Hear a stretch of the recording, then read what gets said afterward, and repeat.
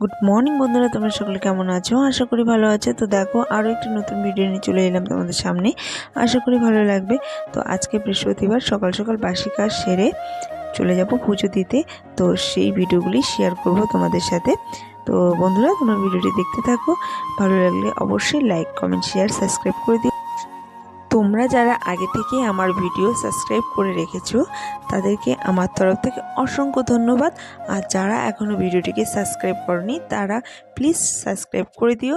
প্রত্যেকটা ভিডিও তোমরা সঙ্গে সঙ্গে নোটিফিকেশন পেয়ে যাবে। তো দেখো, এই যে বাসি কাজগুলো সেরে আমি পুজো দিতে যাব। আর বৃহস্পতিবারে পুজো দিতে অনেকটাই টাইম লাগে, সেই কারণে একটু তাড়াহুড়ো করে কাজগুলো সেরে নিই। তো এই যে দেখো, মুছোমুছি করছি, কারণ রাস্তার সামনে ঘর থাকলে না প্রচণ্ড ধুলো আসে। তো আর ধুলোগুলো যদি প্রত্যেক দিন না মুছি আরও বেশি অনেকটা ধুলো পড়ে যাবে, সেই কারণে অল্প থাকাকালীনই আমি প্রত্যেকটা দিনই চেষ্টা করি ধুলোগুলোকে ঝেড়ে ফেলার। তবে আরেকটা অভ্যাস খারাপ রয়েছে, বিছানা ঝাড়ার যে ঝাড়ুটা রয়েছে না, সেগুলো দিয়ে না প্রত্যেক দিনই আমি আর কি ঘরের ঝুল বা তোমার পর্দা সে সমস্ত ঝাড়ি। দিদিভাই যে আসে, দিদিভাই বলে তোমার এই অভ্যাসটা খুব খারাপ, কারণ প্রত্যেকটা দিন ঝাড়ু দিয়ে ঘর বাড়ি দিতে নেই, তো দিন বুঝে দিতে হয়। তবুও মনে থাকে না, দিয়ে ফেলি। তো যাই হোক, এই দিদির কথাটা মাথায় রেখে আজকে আর ঝাড়ু দিয়ে দিইনি, তাই একটু কাপড় দিয়ে ন্যাকড়া দিয়ে মুছে নিলাম। আর এই যে দেখছো ওয়ার্ড্রপটা, এটা এখনও কমপ্লিট হয়নি। আর এই যে দেখো, মুছোমুছি করতে করতে আমি 100 টাকা একটা নোট পেয়ে গেলাম। তো যাই হোক, সকালবেলা সত্যি খুব সুন্দর একটা দিন। কার মুখ দেখে উঠেছি জানি না, 100 টাকা পেয়ে গেলাম। তো আমার বরকে ডাকছিলাম, ও উত্তর দিচ্ছিল না, ও একটা কাজে ব্যস্ত ছিল। তাই ভাবলাম যে ঠিক আছে, আর উত্তর দিতে হবে না, আমার পার্সে রেখে দিই। তো এই যে তারপর তো চলে এলাম অন্য ঘরে। তো একটা শাড়ি রয়েছে, তো গেছিলাম এক জায়গায় বেড়াতে, শাড়িটাকে এসে খুলে রেখেছিলাম, তাই ভাবলাম যে শাড়িটাকে গুছিয়ে রাখি আর এই ঘরটাও গুছিয়ে ফেলি। তো দিদিভাই আসবে, তারপর আমি দিদিভাই আসার আগে ঘর দুয়ারগুলো ঝেড়ে সুন্দর করে রেখে দিই, তারপর দিদিভাই নিচগুলো ঝেড়ে মুছে ফেলবে। আর আমার অভ্যাস তো খারাপ, এই যে তবুও আমি কথাটা মনে মনে থাকে বা থাকেও না, এটা অভ্যাস তো পরিবর্তন করতে পারি না। এই যে ঝাড়ু দিয়ে প্রত্যেকটা দিনই ঝাড়ি, আর প্রচণ্ড ধুলা পড়ে যায়, তো সেই কারণে প্রত্যেকটা দিন আর কি ঝেড়ে রাখি।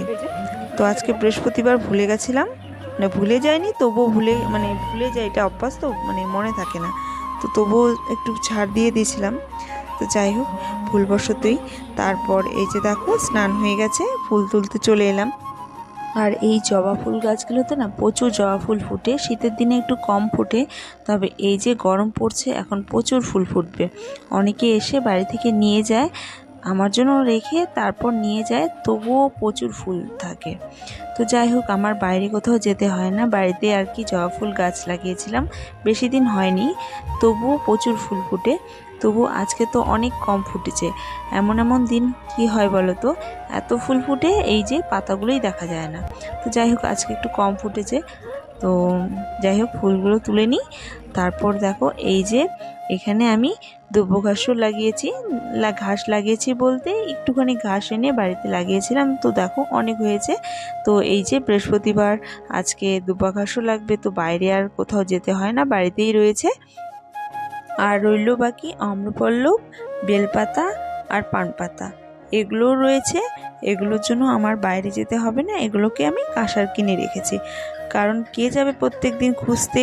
আর বৃহস্পতিবারে এমনিতেই পুজো দিতে টাইম লাগে, তার মধ্যে ওগুলো খুঁজতে আরও বেশি টাইম লাগে, সেই কারণে সমস্ত কিছু কিনেই রেখেছি কাঁসার। আর দেখেছো কতগুলো ফুল, সাজি ভর্তি ফুল। তবে আজকে না অনেকটাই কম ফুটেছে, অন্যান্য দিন আরও বেশি ফুটে। তো এই যে দেখো, এখানে পিতম্বরী পাউডার দিয়ে কাঁসার বাসনগুলো মেজে নিব। আর এখানে একটা লিকুইড রয়েছে, এটা না আগে কখনো ইউজ করিনি। তো সেদিন মার্কেটে গেছিলাম যখন পিতম্বরী পাউডার নিতে, তখন তার সাথে এই লিকুইডটাও বলেছিল নিয়ে যাও, এটা দিয়ে তুমি বাসনগুলো এটা দিয়ে তোমার শাইন করবে বা গ্লেজের জন্য। তো এটাকে বলেছিল বাসনগুলোকে মেজে শুকিয়ে তারপরে শুকনো ন্যাকড়া দিয়ে আর কি মুছতে। আমি কি করেছি, আমি করেছি পীতাম্বরী পাউডারের সাথে মানে লিকুইডটাকে ঢেলে মেজেছিলাম। তারপর না তেল তেল হয়ে গেছে আর প্রচণ্ড বাজে দুর্গন্ধ লিকুইডটার, সেই কারণে আমি ভাবছি কেন যে দিলাম।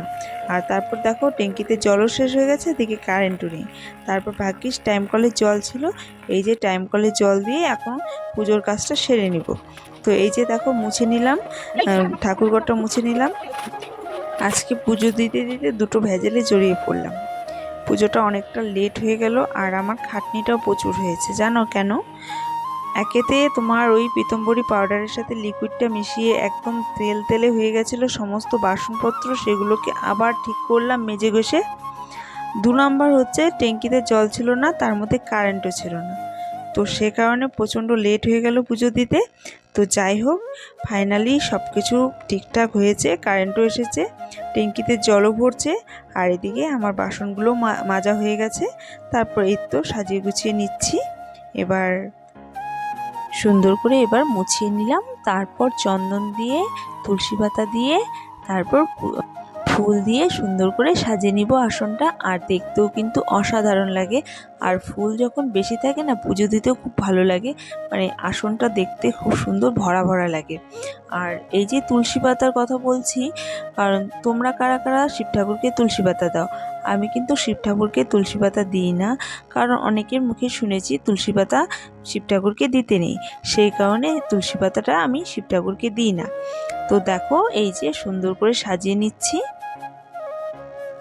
আর তারপর এই যে ঘটে 5টা ফোঁটা দিয়ে সিঁদুরের, আম্রপল্লবে 5টা ফোঁটা দিয়ে, পান, বেলপাতা, তারপর হচ্ছে তোমার হর্তকি, সুপারি, ফুল সমস্ত কিছু দিয়ে ঘরটাকে সাজিয়ে নিলাম। তারপর এই যে দেখো আসনে সমস্ত ঠাকুরগুলোকে ফুল দিয়ে সাজিয়ে নিচ্ছি। তারপর কি বলতো, এই যে ধূপকাঠিটা দেখছো, এই ধূপকাঠিটা না খুব সুন্দর, নতুন এনেছে। আর তোমার এই ধূপকাঠির মধ্যে না এই যে ধুনো দেওয়া থাকে, সেই কারণে এক্সট্রাভাবে আর ধূপধুনা ধরাতে হয় না।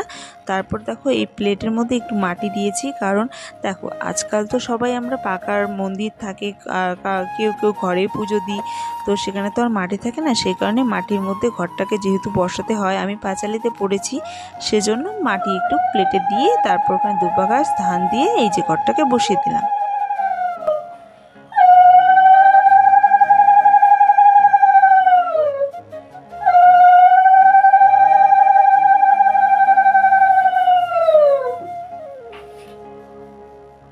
তো এই যে ঘট বসিয়ে একটুখানি ধূপধুনা দেখিয়ে দিলাম, প্রদীপ দেখিয়ে দিলাম।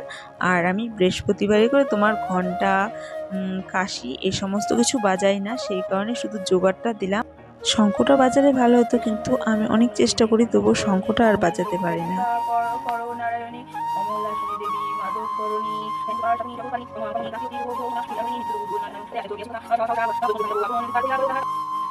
আর একটু পাঁচালিও পড়ে নিলাম। আর প্রত্যেকটা বৃহস্পতিবারেই আমি পাঁচালি পড়ি, তবে মেয়ে যতদিন বাড়িতে ছিল আর কি স্কুল যখন ছুটি ছিল, সত্যি শান্তিমতো পুজো দিতে পারিনি, কারণ ওর পিছনে আমাকে প্রচুর সময় দিতে লাগে।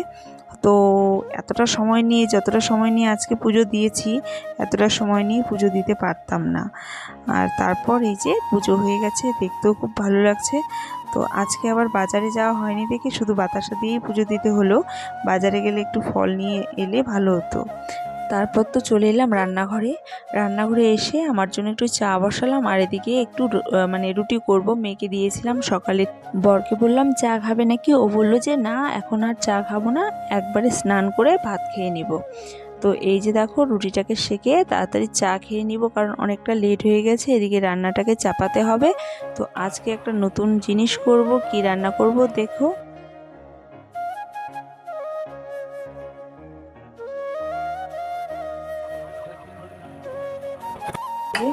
মটর ডাল দিয়ে করলা দিয়ে শুকনো ডাল না, এবছরের জন্য নতুন, কারণ গরমের দিনে বেশিরভাগ আমরা মটরের ডালটা খাই। আর মানে হচ্ছে গরমের দিনে না একটু করলা দিয়ে মানে শুক্তো ডালটা রান্না করলে খেতেও ভালো লাগে আর খাওয়াটাও ভালো, সেই কারণেই বললাম নতুন না খাই, মানে ঠান্ডার দিনে কমই খাই, এই যে গরমের দিন পড়েছে এখন শুক্তা, তারপরে শুক্তো ডাল এ সমস্তগুলো বেশি খাবো। আর এই যে দেখো করলাটা হালকা মানে তিতা রয়েছে, তাই লবণ দিয়ে একটুখানি মেখে রাখবো, তাহলে তিতা ভাবটা চলে যাবে। তারপর এগুলোকে ভেজে পরে যখন ডাল হয়ে যাবে তখন ছড়িয়ে দিব। তো দেখো এদিকে ডাল সিদ্ধ হয়ে গেছে। তো এই যে ডালটাকে ঘেটে নিই, আর ডাল সিদ্ধের সময় অনেকটা জল হয়ে গেছিলো, তাই একটু গুটিয়ে রেখেছিলাম, সেই জলটাই দিয়ে দিলাম। আর একটু ঘন করব, মানে মটর ডালটা না একটু ঘন করলে ভালো লাগে। আর এই যে দেখো এদিকে করলাটাকে ভেজে নিচ্ছি, আর এদিকে ভাতও হয়ে গেছে। তো এই যে ফোড়ন দিয়ে দিলাম, কড়াই গরম হয়ে গেছে, তেলে দিলাম হচ্ছে তোমার তেজপাতা, তারপর রাঁধুনি আর সর্ষা। এখানে আদাটাকেও থেতো করে দিতে পারতাম, কিন্তু আদাটা আমি পরে দিব। রাঁধুনি আর আদাটাকে একসাথে বেটে নামানোর আগে দিলে না সেন্টটা থাকে, তখন আরও বেশি ভালো লাগে রাঁধুনির সেন্টটা আর আদার সেন্টটা, সে কারণে আমি এটা লাস্টে দিব। আর যখন ওই ডালটা ফুটে যাবে তখনই দিব। তারপর ওই ভেজে রাখা করলাটাকে ছড়িয়ে দিব, তাহলেই হয়ে যাবে আমার শুক্তো ডাল। তো তোমরা ট্রাই করে দেখো, আর গরমের দিনে না শুক্তো ডালটা সত্যি খুব ভালো লাগে। আর আজকের ডালটা না খেতেও খুব ভালো হয়েছে। আর এই যে দেখো তারপর বিকেলের দিকে মেয়েকে নিয়ে চলে গেলাম টিউশনে। তো আজকের ভিডিও এটাই ছিল, সকাল থেকে বিকেল অবধি। বন্ধুরা ভালো থেকো, বাই বাই, গুড নাইট।